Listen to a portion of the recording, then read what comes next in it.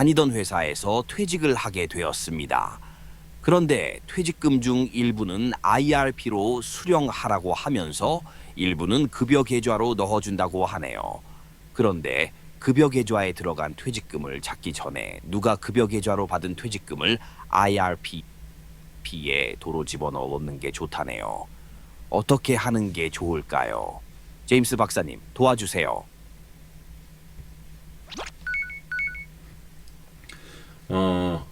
우리가 그 퇴직금은 기본적으로 법정 퇴직금, 일반 퇴직금 또는 뭐 기본 퇴직금 이런 형태로 많이 불리는 흔히 말하는 법정 퇴직 급여가 있습니다. 그것 말고 좀 그 큰 기업 또는 아니면 공기업 같은 데는 이제 별도의 퇴직금을 주기도 해요. 왜냐하면 대체로 우리가 흔히 말하는 만 60세 정년 이전에 퇴직하시는 분들이 많잖아요. 그러다 보니 그분들에 대한 어떤 위로 차원, 그리고 재직 기간에 또 뭐 공로를 인정한다는 측면이라든지 아니면은 뭐 원래 회사를 다녔으면 받을 수 있는 건강검진료 아니면은 자녀 학자금 같은 그런 복지비, 이제 그런 자금들을 합쳐서 퇴직 시점에 희망퇴직금 또는 뭐 명예퇴직금, 퇴직위로금, 뭐 특별퇴직금 이런 형태로 이제 지급을 합니다. 아마 성기훈 씨는 여기 나와 있는 법정 퇴직금은 IRP로 받게 되는 거고, 나머지 다른 형태의 퇴직금들은 일반 급여계좌로 받는 식으로 회사가 방침을 내렸을 거예요. 자, 그런데 앞서서 성기훈 씨의 어떤 지인분이 그렇게 얘기를 했다고 하죠. 일반 계좌로 받은 퇴직금도 전부 다 IRP에 넣는 게 더 이득이야 라고 얘기를 했다는 겁니다. 아, 그렇다면 분명히 급여계좌보다는 IRP가 뭔가 장점이 많을 거야 라는 걸 우리가 유출할 수 있겠죠. 맞습니다. 자, 이제 우리가 퇴직 시에 내 노후 생활비를 위해서 보통 그 뭐 연금 형태로 자금을 내가 가져갈 수 있잖아요. 가장 대표적인 자금원으로 우리가 이제 퇴직금을 꼽을 수 있습니다. 그리고 두 번째로는 이제 월급을 쪼개서 내가 내 노후 생활비 쪽으로 이렇게 그 연금의 어떤 그 지급 예비자금으로 대비해 두는 게 있겠죠. 그걸 우리가 추가 납입금이라고 하고 보통 사적연금이라고 표현을 하기도 합니다. 그 여러분들이 아마 직장 다니셨다면은 연금저축 뭐 또는 연금, 개인연금 이런 형태의 그 계좌들을 아마 마련해서 거기다가 돈을 집어넣고 이듬해 1월에 연말정산이라는 걸 많이들 받으실 거예요. 이 IRP도 똑같이 추가 납입을 했을 때 그런 세액공제 그 혜택을 주는 기능을 가지고 있습니다. 여튼 퇴직금은 만 55세 이전에 만약에 퇴직을 한다 그러면 무조건 법적으로 IRP를 만들어서 거기에 강제 이전을 하도록 되어 있고요. 추가 납입금 같은 경우는 물론 뭐 개인연금이나 연금저축에다 할 수도 있는데 이 IRP에도 동일한 형태의 추가 납입을 할 수 있습니다. 이 IRP로 했을 때 장점이 한 가지가 있어요. 뭐냐면 일반적인 연금저축, 개인연금 같은 경우는 1년의 한도가 600만 원까지가 한계거든요. 그런데 만약에 이 IRP로 내가 추가 납입을 하게 되면은 900만 원까지로 세액 공제 한도가 늘어납니다. 물론 이 한도는 연금저축과 같이 합산하는 거기 때문에 뭐 물론 연금저축에다 600을 넣으시고 나머지 300만 원을 뭐 IRP에다 추가적으로 넣으셔도 되고요. 아니면 이제 그 계좌 관리가 좀 복잡하다 그러면 그냥 IRP에다 돈을 다 넣으셔도 될 거예요. 자, 이제 또 하나의 장점은 지금 퇴직금을 원래 그 일반 급여계좌로 받게 되면은 그만큼 세금을 뗀 세후 금액을 준다고 말씀드렸잖아요. 그런데 만약 이걸 IRP로 집어넣게 되면은 세금을 안 떼고 그냥 세금 떼기 전에 전체 금액이 다 굴려지게 되는 거죠. 3억 원의 퇴직금이 있다고 가정할게요. 이 3억 원의 퇴직금이 예를 들어서 여기서 퇴직소득세가 3천만 원이 나온다고 하면은 원래 일반 급여 계좌로 받으면은 당연히 2억 7천만 원만 이제 그 계좌에 들어오겠죠. 하지만 IRP에 들어오는 순간에 이제 3억 원을 온전히 다 넣어서 이걸 굴릴 수 있게 될 겁니다. 아무래도 2억 7천을 굴리는 것보다는 3억을 굴릴 때 좀 더 효과적으로 돈을 굴릴 수 있겠죠. 예를 들어서 그 세금에 해당하는 금액만큼을 그냥 정기예금에 넣고 굴린다고 가정하더라도 뭐 현재 이자를 한 3.3% 정도로 보게 되면은 대체로 이 3천만 원 정도의 자금이 더 있는 것 때문에 내 IRP에서 발생되는 이자가 월 100만 원씩이 더 늘어나는 겁니다.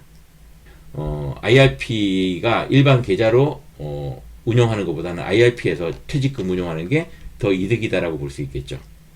IRP에서 그 세금까지 같이 굴려지는 게 영원히 징수가 안 되는 건 아니고요.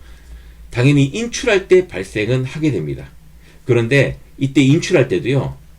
만약 일시금으로 선택을 한다. 그 급여계좌에서 봤듯이 그냥 내가 돈을 한 번에 뭐 뺀다. 그렇게 되면은 당연히 그때는 뭐 세금 혜택이 없다고 봐야 되겠지만은 55세 이후, 즉 만 55세 이후에 내가 일시금이 아닌 연금 형태로 수령하는 걸 선택한다 그러면은 그때는 아까 말씀드렸던 거 외에 또 다른 그 혜택이 있어요. IRP의 그 자금들을 한번 유형별로 살펴보겠습니다. 첫 번째로는 퇴직금으로 분류되는 퇴직급여가 있겠죠. 물론 여기 나와 있는 퇴직급여는 당연히 법정퇴직금, 뭐 특별퇴직금, 희망퇴직금 모든 걸 다 친 개념이라고 보면 될 것 같습니다. 이 퇴직급여는요, 원래 일시금으로 받거나, 즉, 연금 외로 수령을 하게 되면은, 원래 내야 되는 퇴직소득세를 당연히 다 내야 됩니다. 하지만 만약 이걸 연금 형태로 분할해서 수령하게 되면은, 원래 내야 될 세금의 60%에서 70%만 내면 돼요. 즉, 아까 말씀드렸던 그 퇴직소득세의 약 30에서 40%의 세금을 감해준다라고 보시면 될 것 같습니다. 예. 이만큼의 세금을 다운시키는 효과가 있다라고 보시면 되겠어요. 여기 보셨듯이 이제 두 번째로는 가입자 부담금 그리고 운용수익 같은 재원들도 있을 수 있죠. 원래 이것들은 기타 소득세라는 명목으로 찾을 때 16.5%의 세금을 내도록 되어 있습니다. 근데 이걸 만약 연금으로 수령하게 되면은 보시다시피 5.5에서 3.3%의 낮은 소득세만 내면 된다는 거죠. 참고로 이 세율이 달라지는 이유는요, 찾는 시점이 몇 세 때냐에 달라서 달라진다라고 보시면 될 것 같고요. 다만 조건이 아주 없는 건 아닌데, 이때 이 2하고 3에서 합산되는 이 모든 연수령액이 1,500만 원을 넘지 않을 때 얘기입니다. 그럼 과연 여기서 말하는 이 연금 수령의 조건은 뭐가 될까요? 다음 시간에 좀 더 자세히 살펴보겠지만 우선 첫 번째로는 가입 후 5년 이상을 보유하는 조건이 있습니다. 다만 만약 퇴직급여를 수령하는 계좌 한 푼이라도 이 퇴직급여가 그 들어가는 계좌에서는 이 조건은 없어진다라고 보시면 되겠습니다. 그러면 이제 내가 퇴직금을 받는 IRP라면은 이 두 가지 조건을 보시면 될 것 같아요. 만 55세 이후부터 통상적으로는 10년 이상 수령을 할 때 약 퇴직소득세의 30% 정도 수준의 절세 효과가 있다고 보시면 되겠고요. 참고로 11년 이후부터 수령하는 부분들은 절세되는 폭이 이 40%까지로 늘어난다라고 보시면 되겠습니다. 지금부터 이 금액을 사례로 살펴보는 시간 갖도록 하겠습니다. 자, 성기훈 씨 같은 경우는 지금 총 자금이 2억 8천만 원 정도가 있대요. 첫 번째로 퇴직금은 지금 현재 2억 2천만 원이 있고요. 이 중에는 퇴직소득세가 2천만 원 정도 포함이 되어 있습니다. 자, 우선 이거를 IRP에서 연금 외로 수령한다 그러면은 여기 보시다시피 퇴직소득세가 2천만 원 정도가 나오죠. 당연히 여기 나와 있는 그대로를 다 납부해야 되는 건데, 만약 연금 형태로 분할 수령하게 되면은 여기 보시다시피 1,200에서 1,400만 원 정도로 이제 내야 될 세금이 줄어듭니다. 이제 또 한편으로는 그 자기 부담금, 즉 세액 공제를 받기 위해서 자기 부담을 한 금액이 6천만 원 정도다라고 봤을 때 연금 외로 수령을 하게 되면 기타 소득세가 지금 990만 원 정도가 나오거든요. 그런데 만약 IRP에서 연금으로 수령을 하게 되면은 이 부분이 198만 원에서 330만 원으로 크게 떨어집니다. 예. 현재 이 정도 한 2억 8천만 원 정도의 적립금에 차원에서 내야 될 세금의 어떤 혜택이 이 정도라 그러면 결코 무시할 수 없는 수준이잖아요. 이런 차원에서 이 IRP에다가 돈을 집어넣고 관리하는 게 상당히 메리트가 있다라고 볼 수 있는 겁니다. 이번 시간 여기까지고요. 수고하셨습니다. 잠시만요. 저 한민여가 여러분들께 드릴 말씀이 있습니다.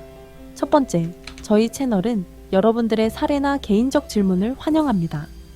동영상 아래에 댓글 형태로 질문을 남기시거나 이메일을 보내시면 확인 후 답변 드리겠습니다. 두 번째, 채널 구독 및 알림 설정을 하신 분들은 실시간 온라인 강의 참여가 가능합니다. 금융상품, 투자, 연금, 세금 등 다양한 주제의 전문 강의는 물론이고 개인 질문도 실시간으로 받고 응답할 예정이오니 구독과 알림 설정 놓치지 마세요.